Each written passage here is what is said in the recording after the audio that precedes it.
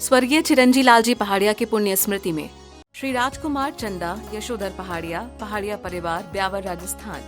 बहन श्री तेजराज जी, श्रीमती मधु ठोलिया, पौंडुचेरी। बहन श्री विनोद जी, बिंदु ठोलिया, जयपुर। पुत्री व दामाद श्री प्रतीक जी, श्रीमती पायुका, भुविक जैन, इंदौर, मध्य प्रदेश। पुत्री व दामाद श्री अभिनव जी, श्रीमती निकिता, कुमारी कपिशा काला, जयपुर। राजकुमार पहाड़िया ससुराल पक्ष, पाटनी परिवार, सेलम। श्रीमत् परम गंभीर साध्वाधा मुगलांछनम जियत लोकनाथस्य शासनम जिन शासनम शासनम जिन शासनम शासनम जिन शासनम। जय बोलिए अंतिम तीर्थंकर युगनायक श्री महावीर भगवान की, परम पूज्य अभिक्षण ज्ञानोपयोगी आचार्य गुरुदेव श्री वसुनंदी जी मुनिराज की जय हो। अहिंसा में विश्व धर्म की जय हो। सभी उपस्थित धर्म प्रेमी श्रद्धालु, पुण्य आत्मा, त्यागी वृत्ति एवं महानुभाव, आप सभी लोग आज 10 लक्षण पर्व का अंतिम दिवस मना रहे हैं और आज का दिन ये सबसे अंतिम दिन और उत्तम दिन है। आज ब्रह्मचर्य व्रत या उत्तम ब्रह्मचर्य दिवस का दिन है। आज के दिन ब्रह्मचर्य का पालन करना चाहिए, लेकिन कैसे करना चाहिए? कितने लोग ऐसे हैं जो नहीं जानते कि ब्रह्मचर्य व्रत होता क्या है। कई लोगों की मानसिकता ऐसी है कि ब्रह्मचर्य व्रत लेने के बाद स्त्री को देख भी नहीं सकते। कुछ लोगों की मान्यता ये है कि ब्रह्मचर्य व्रत लेने के बाद अब स्त्री से बोलना भी बंद, साथ सोना बंद, लेटना बंद, बैठना बंद, उसके हाथ का बना भोजन खाना भी बंद। इन सब कारणों से व्यक्ति परेशान है और ब्रह्मचर्य व्रत का पालन नहीं कर पा रहा और ना ही ले पा रहा है। लेकिन ब्रह्मचर्य व्रत है क्या, पहले हम इसको जानें कि ब्रह्मचर्य व्रत का मतलब क्या है, इसका अर्थ क्या है। आचार्य समन्वत स्वामी जी ने हमारी इस जिज्ञासा का समाधान रत्नाकंठ शावकाचार्य में किया और बहुत अच्छे तरीके से किया। उन्होंने बहुत सरलता से बताया है कि ब्रह्मचर्य व्रत है क्या। उनकी गाथा को रखते हैं और देखते हैं कि वो कह क्या रहे हैं ब्रह्मचर्य व्रत के बारे में। ब्रह्मचर्य व्रत भी 2 प्रकार का है। एक जो मुनि महाराज हैं उनका व्रत अलग है और जो गृहस्थ में रहने वाले हैं उनका व्रत थोड़ा अलग है। कैसा है?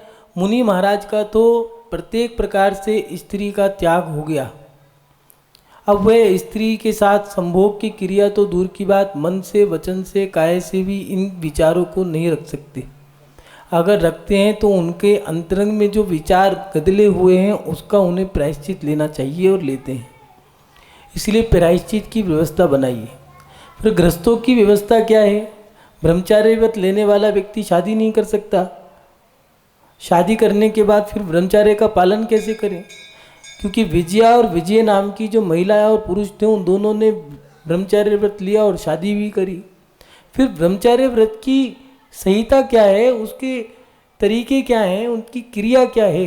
क्योंकि ब्रह्मचर्य व्रत का पालन करने वाले व्यक्ति ने शादी भी करी है ब्रह्मचर्य व्रत लेकर के, ऐसा आगम में आया है। महावीर स्वामी के समय की घटना है।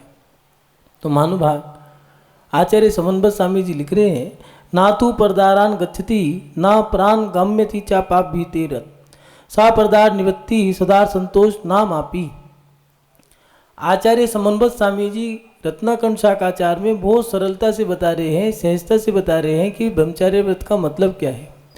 जो पाप के भय से, ये भी याद रखना, ये व्रत धारण करने वाला व्यक्ति जो होगा वो पाप भीरू होगा, लोभी नहीं हो सकता है, कषायवान नहीं होगा और पाप करने वाला नहीं होगा। जो पाप से भीरू होगा वो ब्रह्मचर्य व्रत का पालन करने का नियम लेगा, मानसिकता बनाएगा। इसीलिए आचार्य भगवान लिख रहे हैं, जो पाप के भय से परिस्त्रियों के प्रति न स्वयं गमन करता है, किसी स्त्री के प्रति, पर स्त्री के प्रति न स्वयं गमन करता है और न दूसरों से गमन कराता है, वह परिस्त्री त्याग अथवा इसको सदार संतोष व्रत भी कहते हैं। अब समझें इस व्रत को। कई लोगों ने इसकी परिभाषाएं बदल दी हैं। वो कहते हैं कि छू बिल्कुल दूर रहो, हाथ लगा लिया अप्रायश्चित लो, स्त्री को हाथ भी नहीं लगाना है, दूर से देखो, देखना भी नहीं है। अब वो कह रहे तो मेरी है, नहीं फिर भी नहीं देखना, अब घास के बिछोने पे सो। भैया ये उन ब्रह्मचार्य का पालन करने वाले व्यक्तियों के लिए दिया है जो अखंड रूप से पालन करना चाहते हैं। उसके अभ्यास रूप अनुरूप से उनको ही क्रिया करनी चाहिए। ब्रह्मचार्य व्रत का जो अनुरूप से पालन करते हैं, जो ब्रह्मचार्य का पालन करके महाव्रती बनना चाहते हैं, ये उनका पहला अभ्यास है। बिछोने पे सोना, स्त्रियों से दूर रहना, श्रृंगार न करना, केशों को बढ़ाना, अंजन या सुगंधित पदार्थों का सेवन न करना, न लगाना, न उनका इस्तेमाल भी नहीं करना है। ये ब्रह्मचार्य का पालन करने वालों को सावधानी दी है। जिनकी शादी नहीं हुई है उनके लिए दिया है, बाल ब्रह्मचारियों के लिए।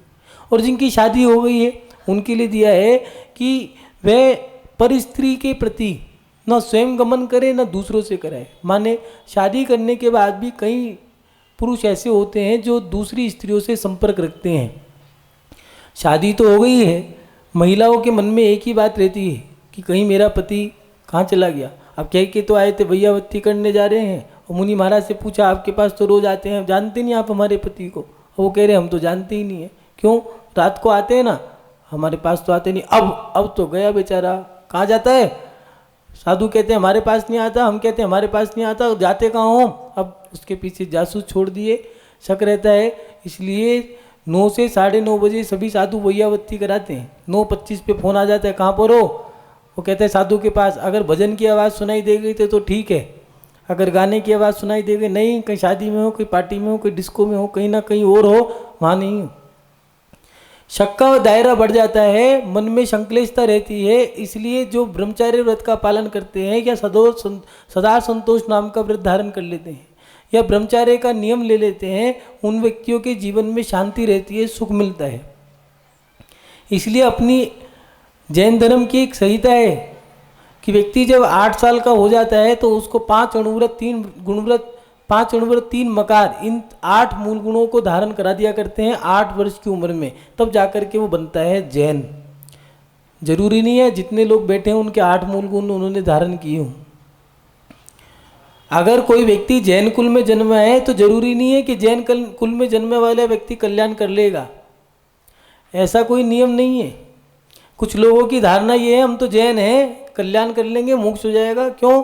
क्योंकि जैन धर्म में जन्म लेने से, जैन कुल में जन्म लेने से स्वर्ग जाते हैं, मोक्ष हो जाएगा। ऐसे मोक्ष नहीं होगा जो रात को खा रहे हैं, बाजार का खा रहे हैं, शादियों में रात को जाकर के गुर्राते हैं, खाते हैं, दुनिया भर का बाजार का खाना खाते हैं, दूसरों को भी खिलाते हैं, नोता देते हैं, आ जाओ तुम भी खाओ हम भी खाएं, दोनों आपस में मिलकर के गुर्राएं। उन लोगों को कैसे वो कल्याण करेंगे? जो व्यक्ति 5 पापों का, 3 मकारों का, मद्यमास, मधु का त्याग और हिंसा, झूठ, चोरी, कुशिल और परिग्रह, इन 5 पापों का त्याग अनुरूप से लेता है 8 वर्ष की उम्र में, वह व्यक्ति जैन है। उसकी 2 गतियां यहाँ पर बंद हो गई हैं, नरक गति और तिर्यंच गति। इसमें भी अगर मायाचारी करता है, वो बाहर से तो ले लिया, अंदर से कुछ हो रहे, तो वो व्यक्ति अभी भी कहीं किसी भी गति में जा सकता है, क्योंकि अभी उनने शब्दों से लिया है, मन से, वचन से, काया से, संपूर्ण नवकोटि से उनने धारण किया नहीं किया व्रत। इसलिए जैन धर्म के अनुशासन के माध्यम से अगर कोई व्यक्ति चलता है तो उसका जीवन का नियम से कल्याण होगा, वो अपनी आत्मा का कल्याण करेगा। आचार्य भगवान कह रहे हैं कि पर स्त्री के प्रति ना तो स्वयं गमन करना है ना दूसरों से कराना है। चारुदत्त की माँ ने अपने बच्चे को कि ये विरक्त हो गया है, साधु ना बन जाए, इस कारण कि ये विरक्त ना हो जाए, साधु ना बन जाए, तो अपने भाई से कह करके उसको किसी स्त्री से जुड़वा दिया। और वह स्त्री में इतना आसक्त हो गया, इतना आसक्त हो गया, छोटी उम्र थी, बाल्यकाल था, अभी शादी नहीं हुई, विवाह नहीं हुआ था, दूसरी स्त्री में आसक्त करा दिया।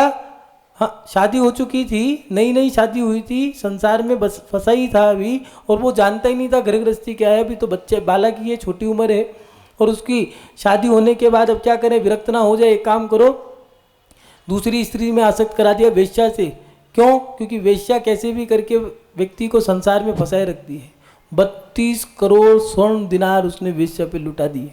आखिरकार उसका भुगतान भोगना पड़ा कि माँ को परिवार को गरीबी सहन करनी पड़ी, दिवालिया निकल गया। महानुभाव, जिसके जीवन में ब्रह्मचर्य का व्रत होता है वह व्यक्ति सुखी रहता है, शांति रहती है, शक के दायरे खत्म हो जाते हैं, घर में कलह नहीं रहता कई चीज़ों के कारण। इसीलिए आचार्य भगवान लिख रहे हैं ना दूसरों को और ना स्वयं गमन करना है। अगर कोई व्यक्ति ऐसा करता है तो वह परिस्त्री त्याग या सदार संतोष नाम का व्रत है। आचार्य कुंदकुंद स्वामी जी ने रहनसार में दिया है, संसार शरीर भोग इनसे कोई व्यक्ति अगर विरक्त रहता है तो ही मोक्ष जाएगा। मोक्ष जाने के लिए भोगों से भी विरक्त होना पड़ेगा, और कोई व्यक्ति अगर भोगों से विरक्त नहीं हुआ है तो वो मोक्ष नहीं जा सकता है। आत्मा का कल्याण करना है तो संसार शरीर भोग परिचित्ता, अगर कोई संसार और शरीर और भोगों इन तीनों से विरक्त है तब जाकर के वो व्यक्ति मोक्ष जाएगा। देवशास गुरु भक्ता, अगर देवशास गुरु का भक्त भी है और संसार शरीर भोगों से विरक्त है तब जाकर के वह व्यक्ति अपनी आत्मा का कल्याण कर सकता है। महानुभाव, हमें आत्म कल्याण करना है तो स्त्री के मोह को भी त्यागना होगा।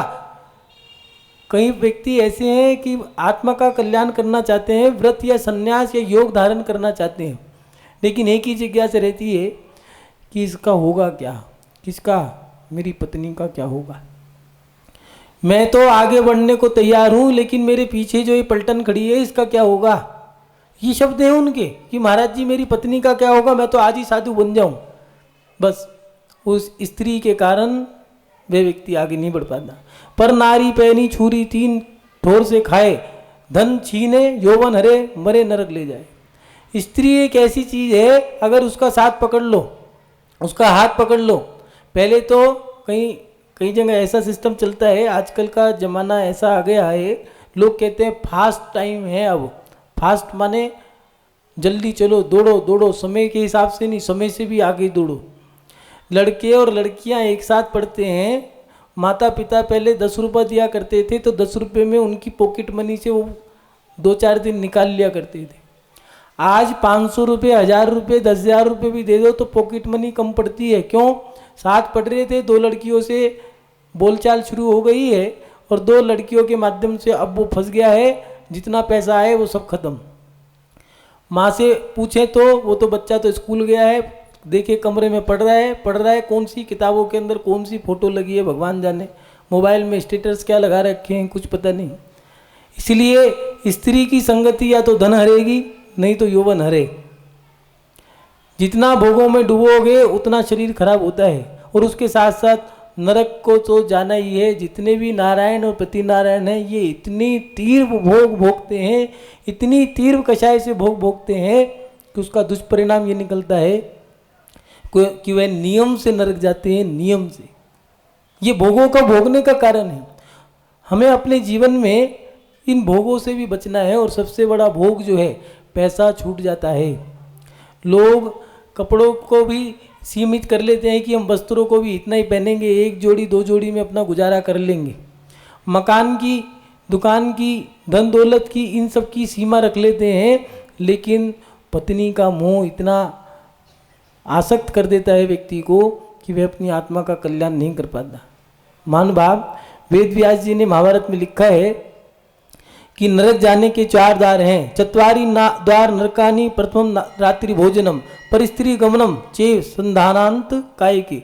नरक के 4 द्वार हैं, 1 रात्रि भोजन, दूसरा स्त्री गमन, तीसरा आचार का सेवन, और चौथा जमीकंद का सेवन करना। स्त्री का सेवन करने से व्यक्ति नरक जाएगा, नियम से जाएगा, इसलिए वेद व्यास जी ने लिखा है। क्यों? क्योंकि वो जब आसक्त हो जाता है पर स्त्री में, वह भूल जाता है कि मुझे क्या करना है। राग में, मोह में, ये मोह राग का एक पिंड है जिसका नाम दिया स्त्री। आचार्य सुखचंद स्वामी जी ने कहा, यहाँ तक लिख दिया है ज्ञानानंद में, किसी व्यक्ति को अगर संसार में फंसना हो तो स्त्री की संगति प्राप्त कर लेना, संसार में फंस जाओगे। इसलिए स्त्री को एक बुरा दर्जा भी दिया है। यहाँ तक कि सभी धर्मों ने एक ही बात कही है, स्त्री मोक्ष नहीं जा सकती। चाहे मुस्लिम धर्म हो, सिख धर्म हो, जैन धर्म हो, बौद्ध धर्म हो, किसी ने नहीं माना कि स्त्री मोक्ष जाए। सब कहते हैं कि स्त्री मोक्ष नहीं जा सकती। क्यों? क्योंकि उसकी पात्रता नहीं है, उसके अंदर संश्लेषित परिणाम रहते हैं, मायाचारी के परिणाम रहते हैं, छल कपट का एक पिंड है। कहते कुछ, करते कुछ, बोलती कुछ, होती कुछ, दिखती कुछ। सामने वाले को अच्छा दिखाने के लिए कुछ लोग नीतिकारों ने तो यहाँ तक लिख दिया, अगर स्त्री का असली रूप देखना है तो प्रातःकाल जब वो सो के उठे तब देख लो। कुछ कवियों ने तो यहाँ तक लिखा है कि अगर बारिश के समय स्त्री को बीच चौराहे पे खड़ा कर दो और उसको देख लोगे तुम तो डर जाओगे, उसका असली रूप उस समय नजर आ जाएगा। इसीलिए स्त्री के लिए दिया है कि पुरुष स्त्री की संगति से बचे, जो अपनी आत्मा का कल्याण करना चाहता है वो स्त्री की संगति से बचे। महानुभाव, उदाहरण है हमारे पास, आचार्य भगवंतों ने उदाहरण दिए, प्रमाण है। रावण ने स्त्री की संगति करी, स्त्री का हाथ पकड़ लिया, पूरे कुल का नाश कर दिया। 1,00,000 पूत 1,15,00,000 नाती, 13 रावण कर दिया नाबाती। एक दीपक जलाने वाला भी कोई व्यक्ति नहीं था। इतनी बड़ी सेना, इतना बड़ा साम्राज्य था, लंका का कोट था, चारों तरफ जल ही जल, फिर भी जल गई। स्त्री का हाथ पकड़ा एक ऐसा कारण बना कि आज उस मुनि सुव्रतनाथ भगवान के समय में घटना घटी और आज महावीर स्वामी का काल भी धीरे धीरे समाप्त होने को आया। लेकिन ऐसे समय में भी कोई भी महिला अपने पुत्र का नाम रावण नहीं रखती। स्त्री के कारण ऐसा बर्बाद हुआ कि उसका खोटे शब्दों में नामान लगा। रावण हो और उसके साथ साथ स्त्री में आसक्त रहने वाले चाहे चारुदत्त हो, और स्त्री से दूर रहने वाले सेठ सुदर्शन को देखो, स्त्री में आसक्त नहीं हुआ, देवों ने आकर के कितना भी उपसर्ग किया हो, लेकिन सूली का सिंहासन बन गया। महानुभाव, जब स्त्री को छोड़ देते हैं, व्यक्ति जब परिग्रह छोड़ देता है, परिग्रह लोग सोचते हैं धन दौलत ऐशो आराम ये परिग्रह है, लेकिन यही परिग्रह नहीं है। संतान, पति पत्नी, पुत्र पौत्र पड़पौत्र, ये सब संपत्ति है, इसका भी त्याग करना होगा। ब्रह्मचर्य व्रत का पालन करने वालों में स्त्रियां भी रही, चाहे सीता सती हो, सोमा सती हो, अन्ना सती हो, चंदना सती हो, या चंदन बाला हो, मैना सुंदरी, सोमा सती, इन सतियों ने शील का पालन किया और उसका प्रभाव ये पड़ा कि वो सब सतिया आज कितना उनका पुण्य होगा कि साधु उनका प्रमाण देते हैं। ग्रंथों में उनका उदाहरण दिया जाता है, जिनवाणी के माध्यम से जिन्हें भगवान की दिव्य ध्वनि में उनके शब्द उचेरे गए हैं।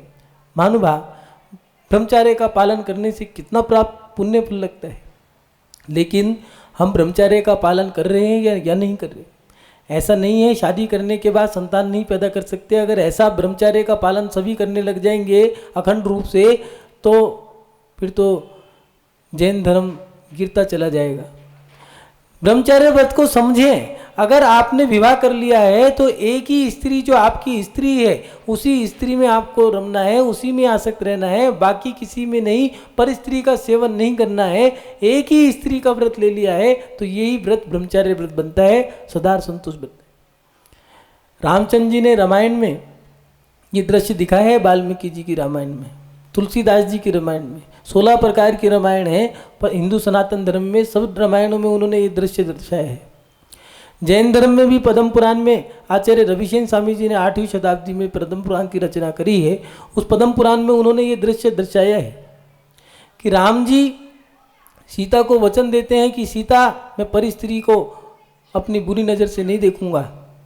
और सनातन धर्म में तो यहाँ तक दिखाया है कि रामचंद्र जी सीता को वचन देते हैं कि हे सीता, हम क्षत्रिय हैं और क्षत्रिय राजकुमार को, राजाओं को एक नहीं अन्य विवाह करने की अनुमति है, लेकिन मैं तुम्हें वचन देता हूँ यावत जीवन ये तुमसे ही विवाह किया है, तुम्हें ही अपनी पत्नी मानूंगा, किसी को अपनी पत्नी नहीं मानूंगा।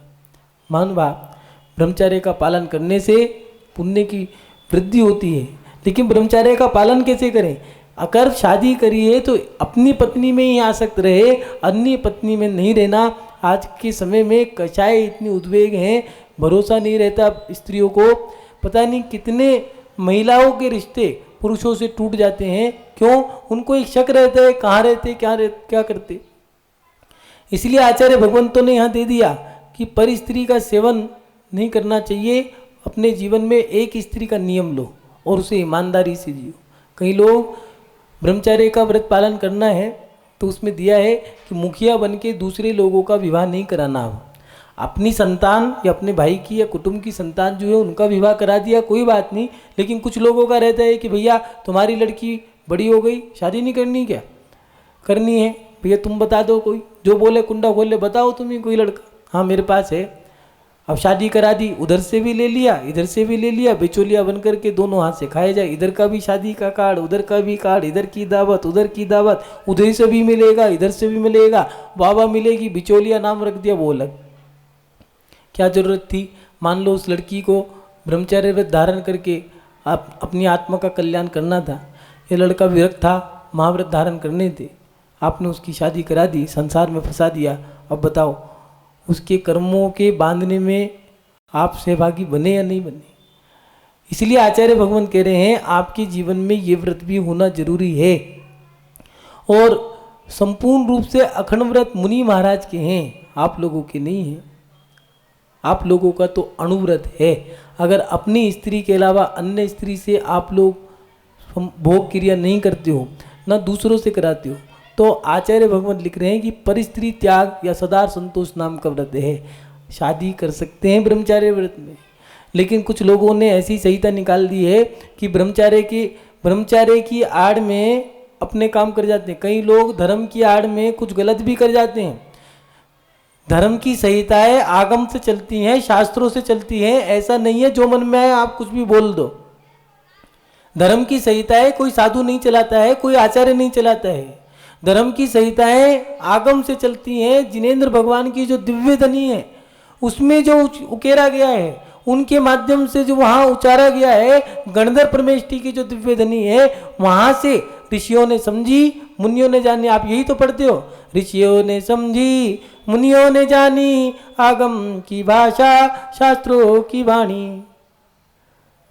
ऐसा नहीं है कि जैन धर्म में आप जो मन में आए बोल दो। आगम में जो दिया है आप उसको बोलो, आप उससे हटके नहीं बोल सकते। किसी भी साधु को, किसी भी गृहस्थ को, किसी भी श्रावक को अधिकार नहीं है, यहाँ तक कि आचार्य को भी अधिकार नहीं है अपने मुख से कुछ भी बोलने का। संतान पैदा करने का अधिकार है ब्रह्मचार्य व्रत का पालन करने वाले व्यक्ति को, मगर अपनी स्त्री से, पर स्त्री से सेवन करता है तो उसको दोष लगता है, अत्याचार लगता है, अत्याचार अनाचार होता है।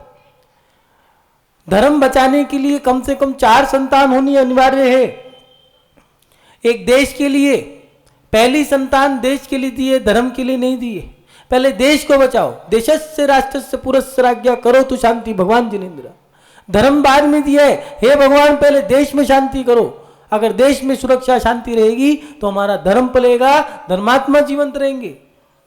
इसलिए पहली संतान देश के लिए, दूसरी संतान परिवार के लिए है। जब तक हम खुश नहीं रहेंगे, सुरक्षित नहीं रहेंगे, तब तक फिर धर्म कैसे चलेगा? इसलिए पहला सुख निरोगी काया दिया है, दूसरी संतान परिवार के लिए, कुटुंबजनों के लिए, तीसरी संतान धर्म के लिए, और चौथी संतान समाज सुधार के लिए, समाज सेवक के लिए। कुछ लोगों ने परंपरा निकाल दी है, हम 2, पहले था हम 2 हमारे 4, फिर 1997 में आया हम 2 हमारे 2, फिर 95 सन 2005 में आया हम 2 हमारा 1। आज के लोग कहते हैं भाड़ में जाए दुनियादारी, हम दोनों ने शादी करी, बस शादी करके एक बच्चा कर लेंगे अडोप्ट। और नहीं तो आजकल तो वो आते हैं बोलते वाले बच्चे, 2 लाख की डोल आ जाएगी, बढ़िया से ले आओ म्यूजियम से, और उसको दबा दो तो जो चाहोगे वो बोल दोगे, जो रिकॉर्ड करना चाहोगे रिकॉर्ड कर देंगे। बच्चा नहीं करेंगे, कुत्ता पाल लेंगे, लेकिन इंसान का बच्चा पैदा नहीं करेंगे। महानुभाव, समाजों में जो विकृतियां आई हैं धर्मों से खिलवाड़ करने के कारण नहीं है। कुछ लोगों ने धर्म की संहिताओं को तोड़ मरोड़ दिया। ब्रह्मचार्य व्रत का पालन करने का मतलब ये नहीं है कि मात्र 2 संतान कर दिए, एक लड़का एक लड़की। एक लड़का कर लिया, क्यों? बेटा इसलिए किया है कि हमारे बुढ़ापे की लाठी का सहारा। बेटी इसलिए की है कि रक्षाबंधन, राखी त्योहार जो भी आएगा, भाई को राखी बांधने के लिए लड़की चाहिए, दिवाली पे त्योहार मनाने के लिए लड़की चाहिए, त्योहार मनाने के लिए लड़की चाहिए, कोई भी मांगलिक कार्यक्रम हो तो लड़की चाहिए, इसलिए एक बेटी चाहिए। बाकी तो 50 लाख का खर्चा है, बेटी तो एक बोझ है, इसलिए नहीं चाहिए। इसलिए चाहिए कि त्योहारों पे काम आ जाए, माँ के हाथ बटाने के लिए, रसोई बनाने के लिए, भोजन बनाने के लिए। अरे भैया निपट मूर्ख हो, लोभी हो, थोड़ा सा सुधार करो, अब तो जाग जाओ। 80 करोड़ की जनसंख्या थी जैनियों की, आज 40 लाख रह गई। कारण आप बने अपने बिगाड़ के कारण। आज आपका कोई राष्ट्रपति नहीं है, कोई मुख्यमंत्री नहीं है, कोई प्रधानमंत्री नहीं है, कोई एमएलए नहीं है, यहां तक कि गिरे से गिरा कोई सरपंच नहीं है आपका जैन समाज का। कारण आपके पास मिनोरिटी नहीं है। आप लोगों के पास पावर नहीं है। क्यों नहीं है? आपकी जनसंख्या नहीं है, आपका वोट बैंक नहीं है। महानुभाव, ये जैन धर्म पवित्र है, इसमें प्रत्येक समय पर, प्रत्येक पड़ाव पर संहिता बनाई गई है, लेकिन हमें अपने जैन धर्म के अनुसार चलना होगा। आज ब्रह्मचर्य दिवस के दिन आप सभी लोगों को ये ध्यान रखना है। ब्रह्मचर्य का मतलब ये नहीं है कि ब्रह्मचर्य का नियम ले लिया है तो आप बोल नहीं सकते। बोल सकते हो माता से, बहन से, अपनी पत्नी से। पराई पत्नियां जो हैं दूसरों की, आपकी नहीं। जो पराई पत्नियां हैं औरों की, उनसे भी बोल सकते हो, लेकिन बहन के दर्जे से। इसलिए माता बहन का ये शब्द इस्तेमाल किया जाता है।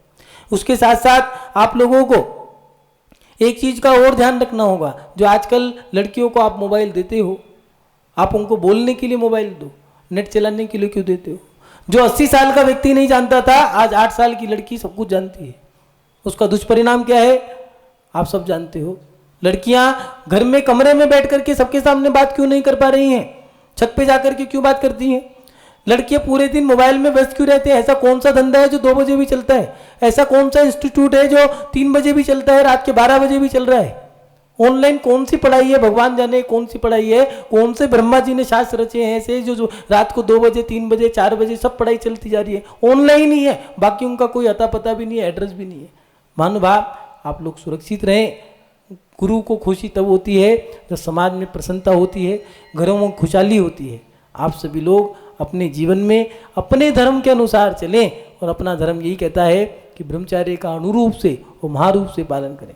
जैसी सामर्थ्य हो, आपकी सामर्थ्य अनुरूप से है तो अनुरूप से पालन करें, और आपकी सामर्थ्य महारूप से है तो महारूप से पालन करें। महानुभाव, एक चीज़ और कहना चाहेंगे। आज के समय में जो एक संतान का जो चल गया है, हम दो हमारा एक, और कई जगह ये है कि हम दो हमारा एक भी नहीं, ये गलत है। जो व्यक्ति एक संतान पैदा कर रहा है, हमारा छोड़ो, अगर उसने आपको धोखा दे दिया तो आप क्या कर लोगे? सोचो कि पत्नी आपको बेका करके ले गई आपके बेटे को, तो आप तो ठन को पाल रह गए। 2 चुटिया वाली आई, बेटे को ले गई, बाबूजी आए, बेटी को ले गए, आपके पास क्या बचा? ठन गोपाल। तो इसलिए 2-4 संतान तो हो तो देश, धर्म, समाज, कुटुंब, परिवार इन सब के लिए जी सके। महानुभाव, आप सभी लोग अपने जीवन में ब्रह्मचर्य व्रत का अनुरूप से परिस्त्री के प्रति ना तो स्वयं गमन करें ना दूसरों को कराएं। ऐसा अगर ऐसा नियम अनुरूप से माने, उसकी अभी शादी हुई है, वो संपूर्ण रूप से त्याग नहीं कराए, ऐसा अनुव्रत है।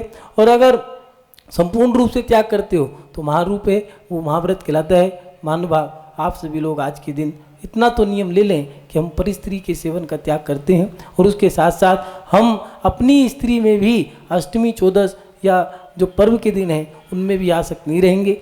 ये छोटा सा नियम तो ले ही सकते हैं। महानुभाव, आप सभी के जीवन में ब्रह्मचर्य महाव्रत का ये व्रत भी आपके जीवन में आए। इन्हीं सद्भावनाओं के साथ अपनी शमशकला को विराम देता हूँ।